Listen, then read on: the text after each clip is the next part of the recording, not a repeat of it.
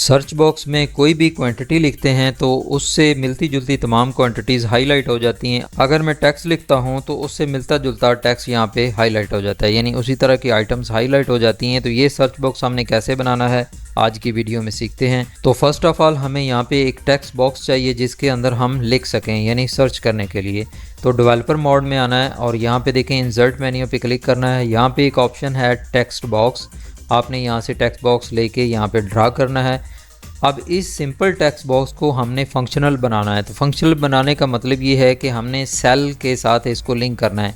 एक सेल के किसी भी सेल के साथ इसको लिंक करने के लिए हम यहाँ पे कुछ थोड़े से फंक्शंस करेंगे, थोड़े से स्टेप्स करेंगे। तो इस वक्त जिस सेल के अंदर मैंने ये टेक्स्ट बॉक्स बनाया है मैं इसी को लिंक कर देता हूँ इस टेक्स्ट बॉक्स के अंदर। तो सेल का रेफरेंस क्या होगा, B1, यानी B कॉलम और 1 रो के अंदर मेरा ये सेल टेक्स्ट बॉक्स पड़ा हुआ है। तो मैं इसके ऊपर राइट क्लिक करूँगा, प्रॉपर्टीज़ में आऊँगा तो देखें यहाँ पे एक ऑप्शन है लिंक्ड सेल। तो यहाँ पे मुझे उसका सेल रेफरेंस लिखना है, जैसा कि ये B कॉलम में पड़ा हुआ है और रो नंबर 1 है। तो ये मैंने इसका सेल रेफरेंस यहाँ पे लिख दिया है। यहाँ पे आप देख सकते हैं ये सेल रेफरेंस है B1। इसको मैं क्लोज़ करूँगा और उसके बाद मैं डिज़ाइन मोड को ऑफ़ कर दूँगा।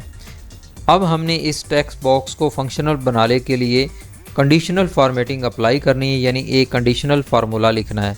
तो सबसे पहले हम तमाम आइटम्स को इस तरह करके सिलेक्ट करेंगे जिनके ऊपर हमने ये फंक्शन अप्लाई करना है। उसके बाद होम मेन्यू में आएँ, कंडीशनल फॉर्मेटिंग में आएँ, एक न्यू रूल डिफ़ाइन करें, सबसे लास्ट वाली ऑप्शन पे क्लिक करें और यहाँ पे हम फार्मूला लिखेंगे। तो ये फार्मूला मैं जूम करके आपको दिखा देता हूँ। देखें इस फार्मूला को आपने अपने हिसाब से सेट करना है, यानी इसके सेल रेफरेंस आपने ठीक करने, बाकी एज इट इज़ लिखा जाएगा।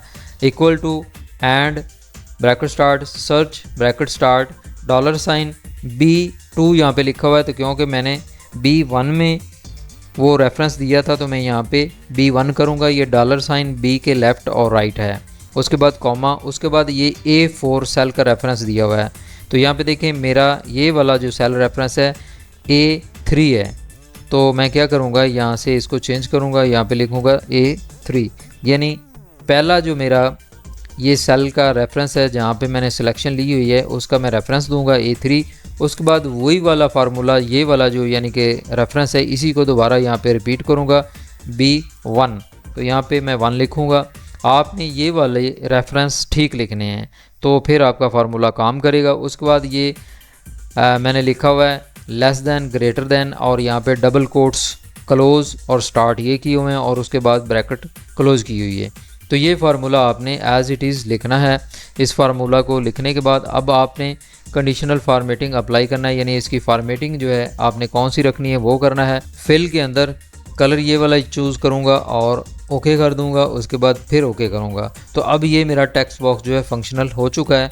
अब मैं यहाँ पे कुछ भी लिखता हूँ, जैसा कि मैं 10 लिखता हूँ तो देखें यहाँ पे 10 हाईलाइट हो गया, नीचे भी 10 हाईलाइट हो जाएगा।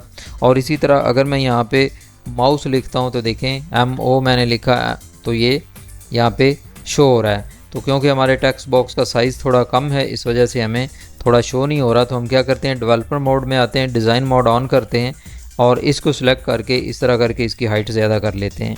तो डियर फ्रेंड्स, उम्मीद करता हूँ कि ये टिप आपको ज़रूर पसंद आएगा सर्च वाला। Thank you so much for watching. अल्लाह हाफिज़।